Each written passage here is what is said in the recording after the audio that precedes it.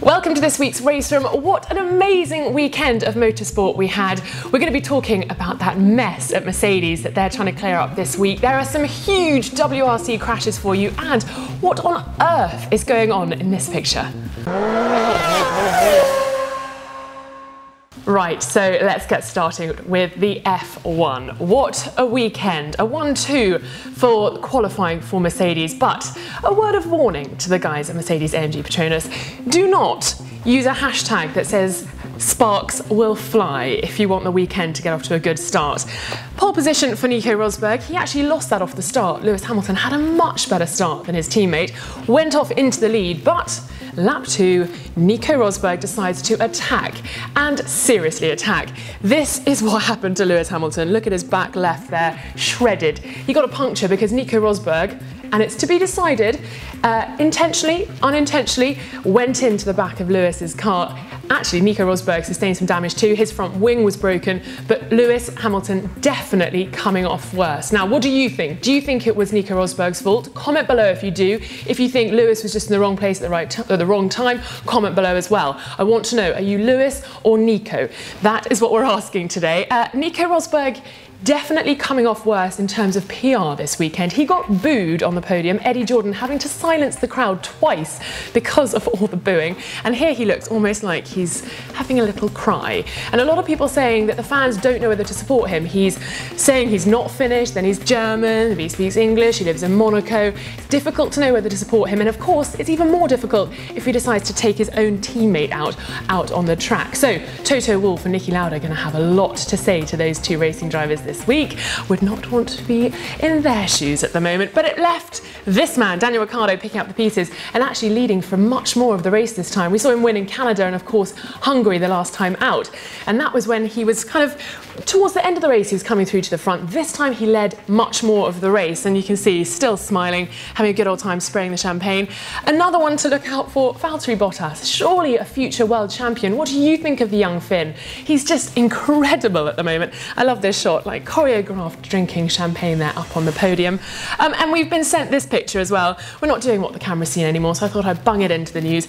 Look at this.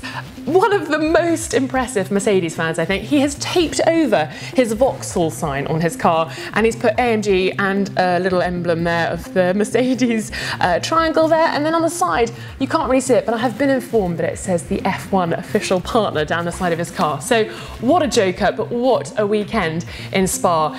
The competition continues. Just as I said before, comment below, are you Team Lewis or Team Nico? This is getting exciting. Oh, F1 is good again. Yeah, hi from Hamburg. Definitely one of the more difficult video blogs today from the Spa race. Yeah, I've been told what Lewis said in the press and the way he has stated his version of the event. I mean, all I can say is that my view of the events are very different. But the thing is, it's just better that I don't now, you know, give all the details of my opinion and things like that. I hope you respect that. I prefer to just keep it internal, you know. We had a very good discussion, an important discussion after the race.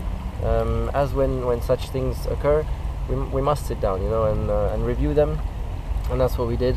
And you know, everybody gave his opinion, and now we need to move forward, you know. And there will be another discussion for sure, because we need to see if we need to change our approach in the future, as we did in Hungary, and we will do that.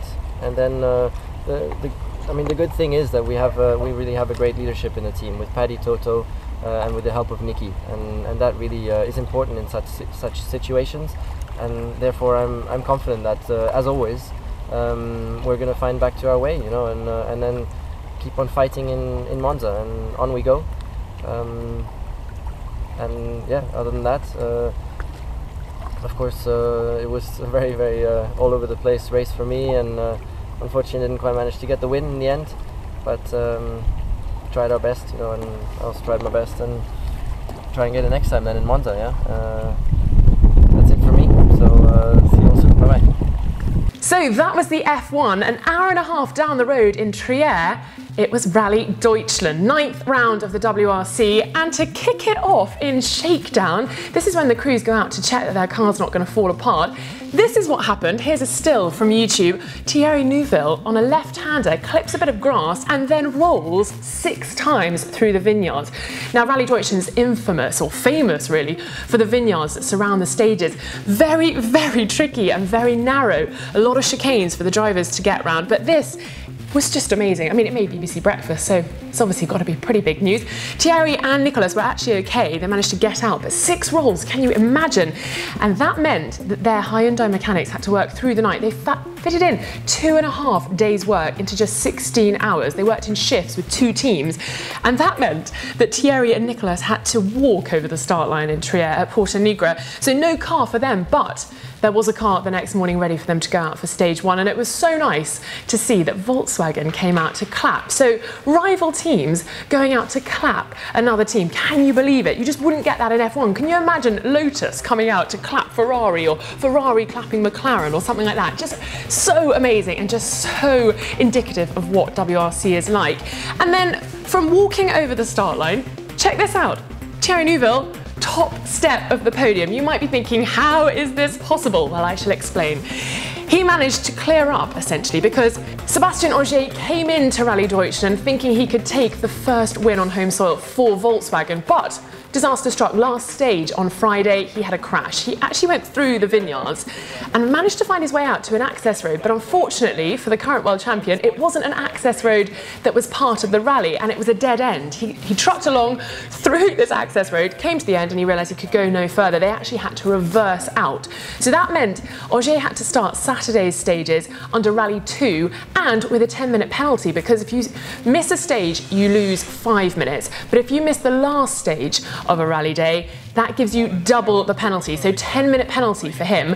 That wasn't so good. And then it was like he was in another place mentally. He then crashed on Saturday morning, and that ended his whole rally. A terrible crash for him. It was flat, it was on tarmac, there was a bit of water, but it really didn't affect him. But he just managed to get a bit of air with the car, more than he was expecting, and that put him into the Armco and then through into the hedges. So that ruined his rally. That then meant Latvala took the lead.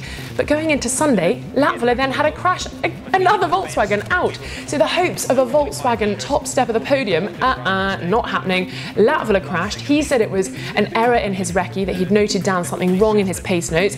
So that was no good. He had it down that he should hold with his left foot. No good. He's out. That catapults Chris Meek into the lead. Citroën looking for their 11th win at Rally Deutschland. So he goes into the stage, leading the rally, his first stage in the lead, and he then crashes out. Can you believe it? I mean, how many more crashes can you fit into a rally? So Chris Meek's out. That means Thierry Neuville, he's in the lead. Hyundai looking for their first win of 2014, and of course, first win. They're now back in WRC. What an amazing result. So you got Thierry on the top step. Danny Sordo then finishing in second. He took his first ever rally win last year at Rally Deutschland, battling it out, interestingly, between Thierry. So this year it was Thierry's turn to take the win. And in third place, it was Andreas Mikkelsen, who I think was very surprised to make it onto the podium. But yes, it was sort of a case of clearing up after the Volkswagen boys had gone. But wow, what a result for Hyundai, a 1-2 for them, and Andreas in third.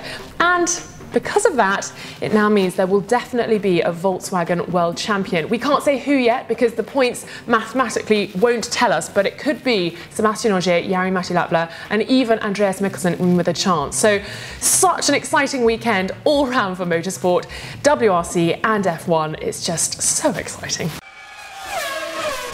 So it's time to review another Singapore Grand Prix. Mark Priestley's here to talk you through 2012. The 2012 Singapore Grand Prix was the 13th race on the calendar that year, and again it saw Lewis Hamilton in top form when we arrived.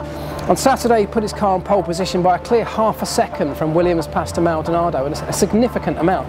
But unusually for this circuit, Lewis wasn't to win the Grand Prix. The race had a number of things again, safety cars that we've had every year. This time Lewis Hamilton's gearbox packed up. He was leading the Grand Prix and on lap 23 forced to retire. Who was there to pick up the pieces? None other than Sebastian Vettel, of course, the current world champion, and of course he went on to be world champion again in 2012. It was another fantastic event that Formula One insiders have really grown to love and enjoy going to, and this one once again didn't disappoint. Right, time for tweets of the week. I like this one from WTF1. Love it. Somewhere Ross Brawn is laughing. There he is fishing. Oh, we know he's given up F1 because he loves fishing so much. And here he is with his little catch saying, "Dear Toto, Nikki and Paddy, wish you were here. Question mark, love, Ross." Yeah, I can imagine Ross is breathing a sigh of relief that he's not having to reprimand the drivers, well, Nico Rosberg in particular this weekend. A lot of driver management going on, I assume, up in Brackley this weekend, or this week rather. Not great for them. And then this one from Rally UK. Check out this screen grab. And as they've put there, hashtag speechless. This was an onboard shot, POV as they call it, and that is on Chris Meek's car. And you can see a little person on a bike, and I think it's a motorbike, but what on earth are they doing? It's so dangerous. You don't want to be anywhere near these stages. Even as a spectator, you're told to stand with a tree between you and a car, but I mean, what is going on here? Chris and Paul, Chris's co-driver, Paul Nagel, must have just been thinking, what is going on? We've had gates shut in front of rally drivers before, but not people on motorbikes. A word of warning, if you're out and about near a stage or a rally, do not do this. And finally this from Paddock News, and then I told Hamilton how sorry I was. Yeah. Bit cheeky. Of course, still conspiracy theories saying that Nico Rosberg's the favoured driver at Mercedes.